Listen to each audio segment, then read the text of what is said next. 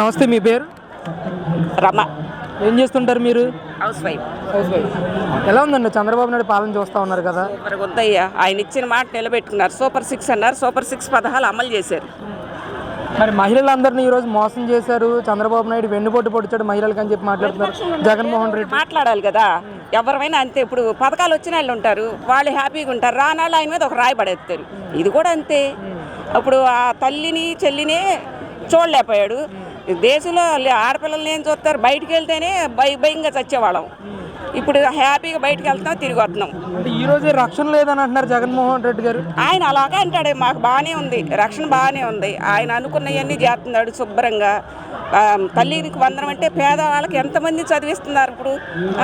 అది చాలా బాగుంది అసలు. మెయిన్ ఏంటమ్మా మరి జగన్మోహన్ రెడ్డి గారు ఏమో నవరత్నాల ద్వారా పేదలందరినీ ఆదుకున్నారు అని చెప్పేసి మాట్లాడుతూ ఉన్నారు. పెన్షన్ అన్నాడు 250 4 సంవత్సరాలు పెంచాడు. ఈయన గెలవక ముందే రెండు నెలలు కూడా వేసేసారు కదా. ఒక్కసారి 1000 రూపాయలు వేశారు. విజనరీ అంటే విజనరీ. 70 సంవత్సరాల వయసులో ఆయన కష్టపడ్డాడు అంటే మనం ఆయన కింద ఎంత అయ్యా. ఎప్పుడో మన పిల్లల గురించి ఆయన ఇప్పుడు ఆలోచిస్తున్నాడు. మనం ఆలోచించగలవాలా? వాళ్ళ కుటుంబాన్ని, పెళ్ళాం, బిడ్డలు అందరూ వదిలేసుకుని రోడ్డు మీదకి వచ్చారు బాబు కొడుకులు. సూపర్ ఇది మట్టికి. అంతే. మాకు 4 ఏళ్ల ముసలోడు ఏం చేస్తాడని చెప్పేసి కాదు, ఇది ఉండాలి. మెయిన్ బ్రెయిన్ ఉండాలమ్మా. మాట్లాడేది ఒక మాట మాట్లాడుతున్నామంటే ఎదుటి మనిషిని అది ఆలోచించి మాట్లాడి. ఏదో నోటికి వచ్చిందల్లా మాట్లాడితే ఏం బాగుంటుంది?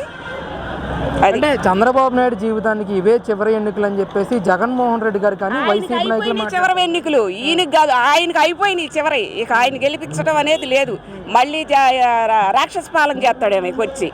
మనకు సిగ్గు లేక ఆయన గెలిపించాలి మళ్ళీ, అంతే. అంటే మళ్ళీ గెలవడంటారా జగన్మోహన్ రెడ్డి? గెలవడం ఇక ఎవరన్నా వెయ్యాలి. అబ్బో పథకాలు రాని మోకంతా ఉంటారు కదా, వాళ్ళు వెయ్యాలి. ఆయన చక్కగా అన్న మాట నిలబెట్టుకున్నాడు అయ్యా.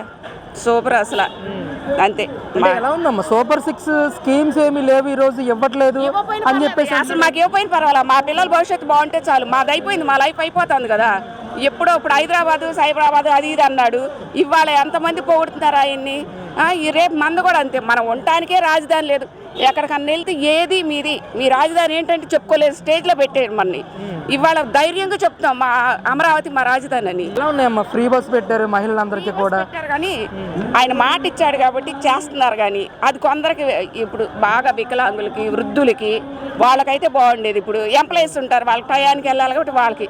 ఇక అనవసరమైన వాళ్ళందరూ ఎక్కేసి దిగా వెళ్ళామో ఏదో. అది ఎక్కడికి వెళ్ళినా ఫ్రీ అంటే అది గవర్నమెంట్కి లాసే కదా. ఆ డబ్బులు ఇంకో దానికి ఉపయోగించండి, అప్పుడు ఇంకా చాలా బాగుంటుంది కదా. అది వీళ్ళు ఈ బస్సులో ఇప్పుడు తెలంగాణలో కొట్టుకు చచ్చారు. పోనీ ఇప్పుడు రూల్ అయినా మనదానికి సిట్టింగ్, ఓన్లీ సిట్టింగ్, స్టాండింగ్ లేకుండా ఓన్లీ సిట్టింగ్. వచ్చిన వరకు ఎక్కించుకుని వెళ్ళిపోండి. దాంట్లోనే పడి దాంట్లోనే కొట్టుకు చచ్చే కన్నా ఇది ఫ్రీ బస్ అనేది అయితే అనవసరం. కాకపోతే ఆయన మాట ఇచ్చారు కాబట్టి పెట్టారు, అంతే. ఆయన మాట నిలబెట్టుకున్నాడు. అది మనం అర్థం చేసుకుని మాకు అది వద్దు అని మహిళలందరూ అంటే అది ఇంకో దానికి ఉపయోగించవచ్చు. అది ఏంటి ఓవరాల్గా ఎలా ఉంది? సంవత్సరం అవుతా ఉంది.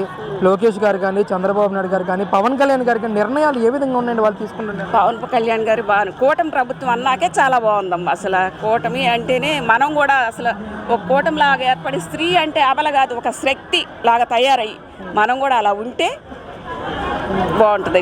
నాకు వైపు వైసీపీలో ఉన్న నాయకురాలు రోజా గారు కానీ, విడుదల రజనీ కానీ, మొన్న వచ్చిన యాంకర్ శ్యామల గారు కానీ, చంద్రబాబు నాయుడు అంటే మోసకారి, మహిళలను మోసం చేస్తా ఉన్నాడు, హామీలు ఇవ్వట్లేదు. ఎక్కడ పడితే అక్కడ ఐరన్ లెక్క పెట్టేసింది కదా రోజమ్మ. దానికి సినిమాలు తైతెక్కలాడేదానికి దానికి ఏం తెలుసు. తీసుకొచ్చి దాన్ని ఎక్కించాడు.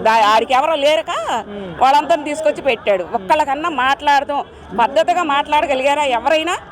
అసెంబ్లీ అంటే ఏంటి? అదొక దేవాలయంలాగా ఉండాలి, పద్ధతిగా ఉండాలి. అన్ని బూతులేగా అసలు. ఆ కుర్చీలో కూర్చుంటేనే కలరాల మహానుభావుడికి. ఒక హోదా, ఒక ఆడపిల్లలు ఎలా మాట్లాడాలి, ఏం చేయాలి అనేది ఏమన్నా ఉందా? అంటే చంద్రబాబు నాయుడు గారు గెలిచిన తర్వాత అసెంబ్లీ సమావేశాలు జరిగాయి కదా, చూసారా మీరు? అసలు ఎలా ఉన్నాయి ఈసారి? బాగానే ఉన్నాయి. అసలు ప్రశాంతంగా, అసలు చక్కగా సామరస్యంగా పరిష్కరించుకుని చక్కగా సమాధానం చెప్తున్నారు.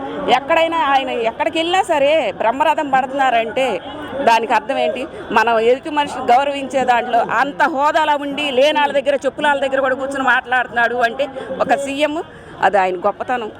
మనం కూడా నిలబెట్టుకోవాలి ఆ గొప్పతనాన్ని, అంతే. విమర్శించడం అనేది కాదు. విమర్శించడానికి ఏం నేను అనేస్తాం. మనం నోరుంది కదా, భగవంతుడు ఇచ్చిన నోరు, ఏది పడితే అది బాగుతాం. తప్పదు, మంచి మాటలుగా ఉపయోగించాలి ఆ నోటిని మాత్రం. బాగుందమ్మా. అయితే పరిపాలన సంతృప్తిగా ఉందా ప్రజలందరూ? ఉందాం, చాలా బాగుంది. గెలుస్తారా మళ్ళీ 2029? తప్పకుండా గెలుస్తారు. మా పిల్లలు ఎక్కడెక్కడ ఉండవు పిల్లలు కూడా వచ్చి మొన్న వేసారు అంటే, అక్కడ జర్మనీ నుంచి వచ్చేసాడు నా కొడుకైతే మొన్న ఓటు వేయటానికి. చాలా మంది ఇతర రాష్ట్రాల నుంచి ఇతర దేశాల నుంచి కూడా వచ్చి ఓటు వినియోగించుకున్నారు మొన్న జరిగిన ఎలక్షన్. ఎందుకంటారు? ఆయన విధ్వంసం చేశాడు అయ్యా. అసలు మనకంటూ లేదు. ఇప్పుడు అమెరికాలో మన వాళ్ళు ఉన్నారు, మీది ఏది రాజధాని ఏమంటే మన వాళ్ళు ఏం చెప్పుకోవాలి, తల వంచుకుని వచ్చి వాళ్ళు కూడా ఇక్కడ పరిపాలన చేసి మనకి మన భవిష్యత్తు నిలబెట్టుకోవాలని. ఇప్పుడు ఆ పెమ్మసాని ఆయన ఉన్నారు, ఆయన అక్కడి నుంచి వచ్చి ఇక్కడ చేయాల్సిన కర్మేంటి, డబ్బులు పోగేసుకెళ్ళాడు ఆయన. ఎంతమంది ఇప్పుడు ఆ గుడివాడ రాము గారు వీళ్ళందరూ ఎక్కడి నుంచి వచ్చారయ్యా, సంపాదించుకోలేరు వాళ్ళు. ఇప్పుడు చంద్రబాబు నాయుడు గారు, లోకేష్ గారికి వాళ్ళకి ఏం పట్టింది, వాళ్ళ కోడలు బ్రాహ్మణి గారికి ఏం పట్టింది, ఆ పొలాల్లోకి వెళ్ళి అందరికీ అందుబాటులో ఉండే నాయకులమ్మ ఇప్పుడున్న కూటమి ప్రభుత్వం మొత్తం. ఎక్కడన్నా ఒకళ్ళు ఉన్నారో నాకు తెలియదు, కానీ నాకు తెలిసి మట్టుకు అంత బాగుంది.